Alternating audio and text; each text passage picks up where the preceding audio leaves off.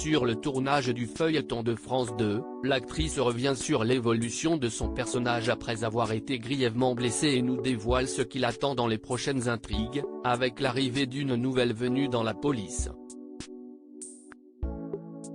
En tournage dans les studios de Vendargues près de Montpellier, où se déroulent les prises de vue et la production à taille industrielle de la série quotidienne Ainsi Grand Soleil, Malia Roman s'est confiée au micro d'Allociné entre deux prises et nous a évoqué ce qui attendait son personnage, la brigadière de police Élise Borel, lors de sa prochaine intrigue. On est sur une nouvelle enquête. On a cru que c'était la fin après que je me sois pris une balle, mais non. C'était une petite balle de rien du tout, et puis je m'étais déjà faite poignarder, séquestrée chez moi avec un revolver sur la tempe. Si est déjà pas mal. Espérons que cette nouvelle enquête soit plus calme pour moi, s'amuse-t-elle. Suite à ce drame, Sofia, sa compagne incarnée par Marie-Clotilde Ramos-Ibanez, a exprimé ses craintes face au danger de son métier. Mais, selon l'actrice, Élise a clairement établi qu'elle n'allait pas changer sa manière de vivre et son métier qu'elle adore, sous prétexte qu'il présente des risques. Mais si est-il vrai qu'après être devenue mère, on l'a vue se rendre un peu plus compte qu'elle est mortelle, et qu'elle a désormais une famille à charge, concède-t-elle. Elle est plus inconsciente en ce qui la concerne, et si est d'ailleurs pour ça qu'elle est flic. Elle s'inquiète pour les autres et veut sauver les autres.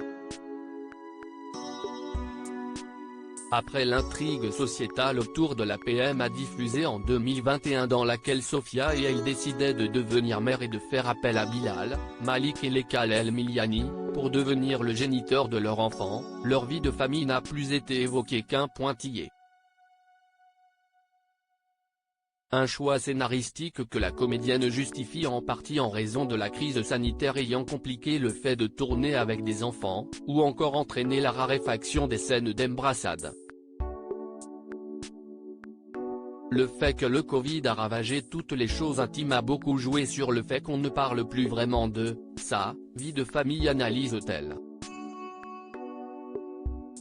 Je crois savoir que, les auteurs, ont dû mettre en pause un certain nombre d'histoires pour des tas de raisons, dont le Covid.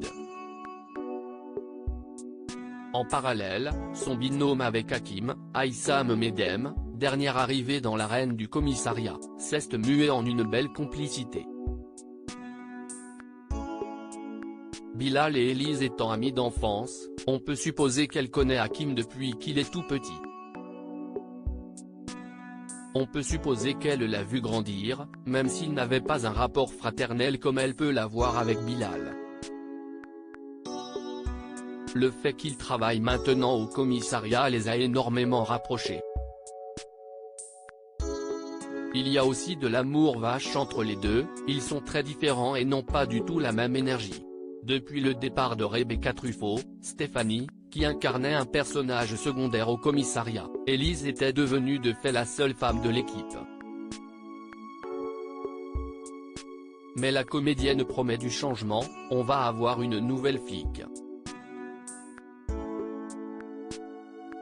Si est-il vrai que si est-il pas très féminin pour l'instant. J'ai hâte de voir ce qu'ils nous ont préparé. J'espère qu'ils ne vont pas nous mettre en rivalité, ce serait dommage. On a besoin de se serrer les coudes, je me sens un peu seule parfois. Plaisante-t-elle.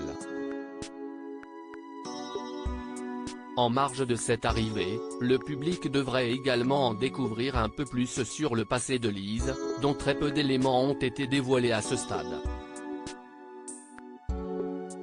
On va me sortir un peu de mon petit train-train du commissariat, et ma vie privée va ressurgir, révèle Malia Roman. On a appris qu'elle avait été cam girl à un moment donné pour payer ses études, qu'elle était au Muro avant d'arriver à Montpellier. Mais sinon, on ne sait pas grand-chose finalement. Lorsqu'on l'interroge enfin sur ses aspirations pour le devenir de son personnage, l'actrice se montre très concernée. En tant que flic lesbienne, il y a énormément de choses à défendre. J'aimerais beaucoup faire une enquête sur les violences conjugales par exemple. Mais ce n'est pas moi qui décide. Un peu comme dans la vraie vie, on ne sait pas vraiment ce qui vient après. On vit des choses pas à pas, et d'un coup, on se retourne et on se dit mon Dieu, mais il m'est arrivé tout ça et je suis encore là ?